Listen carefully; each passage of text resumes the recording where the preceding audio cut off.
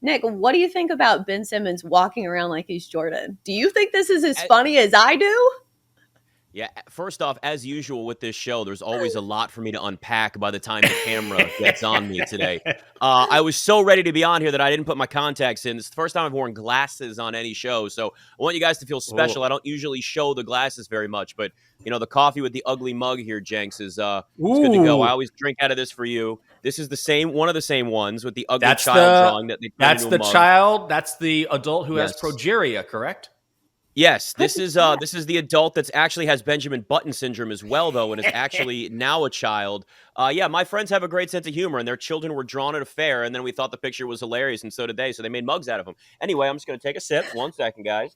Nick, while you're doing, Anyway, I want you to know. I want to say, look, I don't have. I admire you wearing your glasses because I have mine like right here, and I have never worn them, and I'm scared to because my vision's getting worse. And instead of putting on these glasses like a normal human, I just squint and act like I know what I'm reading when I don't. So good on you for taking the plunge. Maybe you inspire. You've got to do the judgmental look over though, and look down at people and say, "If you don't listen to me, you will regret it later."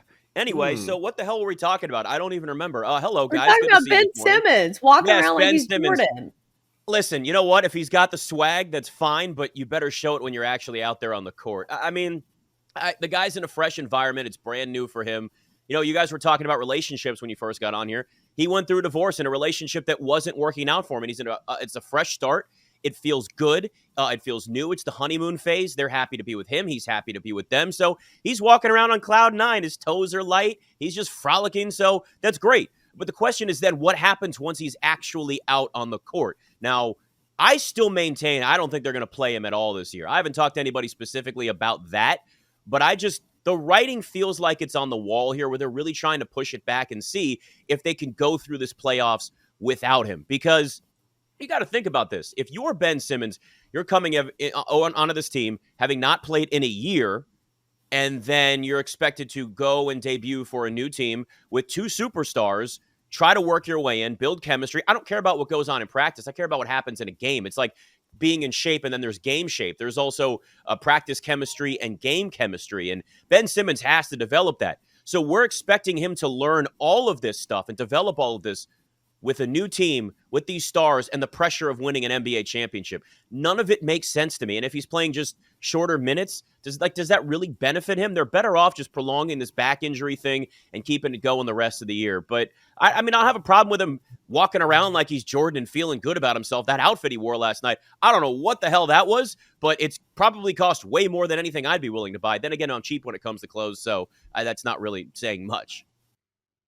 We're talking to Nick Ashooh, BetQL writer. You can listen to him on Saturdays right here on BetQL from 10 to noon in the East.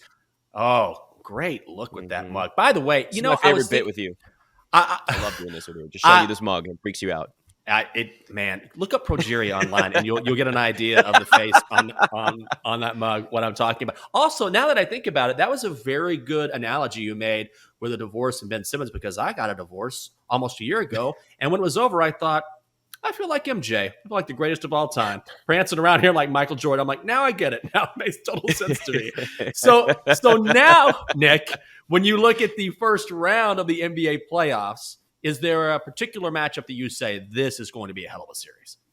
I mean, it's got to be Nets Celtics. My God, I can't wait for this series to start. Are you kidding me? It's a little sad in the sense that this is a first round series, and we should be having the Nets and Celtics maybe in the conference finals.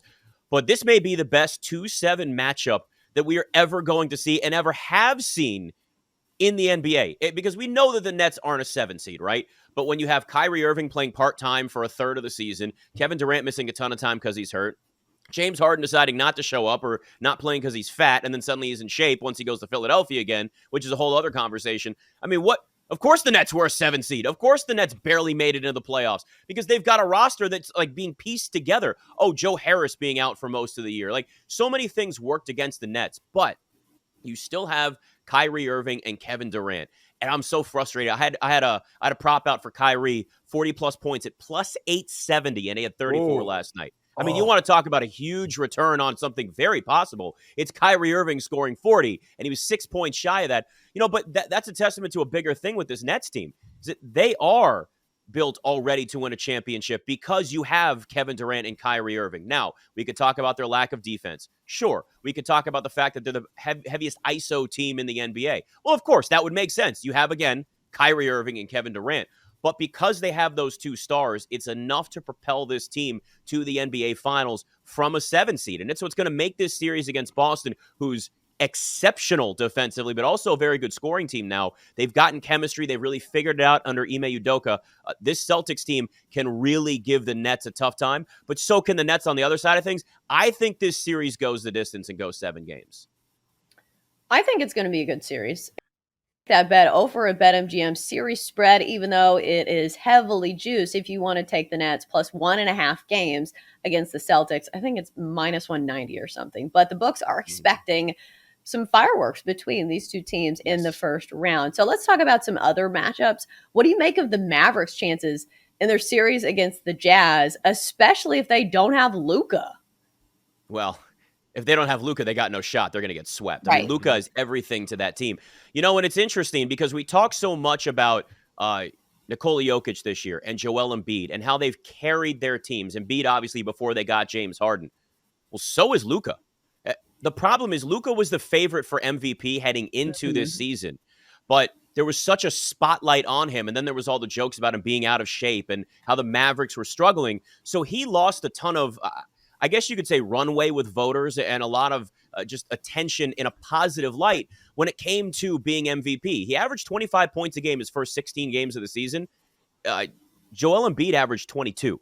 So Embiid, actually, if you go back and look at his numbers at the beginning of the season, they're actually worse than where Luka was. So if Luka Doncic had played this year the entire way through the way he did, say, from January on, where he's putting up like 34 points a game, triple-double machine, the Luka that we remember, the Luka that should have been the MVP favorite, we're talking about Luka Doncic as the favorite to win this MVP over Joel Embiid and probably even Nikola Jokic. But the reality of it is if the Dallas Mavericks don't have Luka, that's it. They're done. They're cooked. They have nothing because it's Luka and everybody else around him.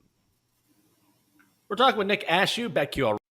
Listen to him on Saturdays right here on BetQL from 10 to noon in the East. Nick, before we let you go, do you have any plays tonight in the other two play-in games? Yeah, I actually wanted to bring up a couple of my props. I know you got to go, so I'll try to bring it up quickly, but they are up at BetQL.com. I think Trae Young's going to have a monster game. I got him to score 35-plus points at plus 154. I would try and see where the value is, but going for the higher numbers there, just given the fact he averaged 28 points a game, he's going to be kind of all in this game because, well, one, it's the play-in tournament, but two, this Hawks team is underachieved. So I think there's an opportunity there for Trae Young to have a big game. I also found a really random one. Miles Bridges under 4.5 assists at plus 125. So if you can find that as well, averages 2.8 assists over a 9-game stretch to end the regular season. So that's a very high number for somebody like Miles Bridges. So I would take the under there as well. And if you don't, Jenks, I will judge you over the rims of my glasses. Oh, well, we can't. Well, you should because Jenks took the under on Trae Young's points prop. What? Jenks, you and I are going to fight after this. In 4 games against the Hornets this year, he's averaging just over 20 points. I know we could expect the Hornets don't play any defense, though. The Hornets they did against Trae Young. It's going to be different in the playoffs, I'm telling you. Remember, he's the guy that said we're a little bored during the regular season because we made the Eastern Conference Finals last year. Well, now he's got to back it up. So watch it. I'm judging you again, Jenks, with my glasses. I feel like that. I feel like I need to turn in my library books before I get in trouble. You better bring your library book back, young man, or you're in for a world of hurt. How did this get to this point? What is going on this morning? I think we need some kind of bell or walk-up music when people go head-to-head against each other. So I think it makes for great radio. And honestly, I was trying to stir the pot a little bit. So we need to say, by God, that's Michael Jenkins music. And you're going to walk up through some smoke and say, I'm going straight against you, Nick. I told you that Trae Young was going to hit the under, and he did. There you go. I think we have turn into a psycho on your show. This is your guys' fault every morning. We're like the WWE with glasses. Yeah, maybe it is the glasses. I'm overcompensating for not being able to see. So there you go.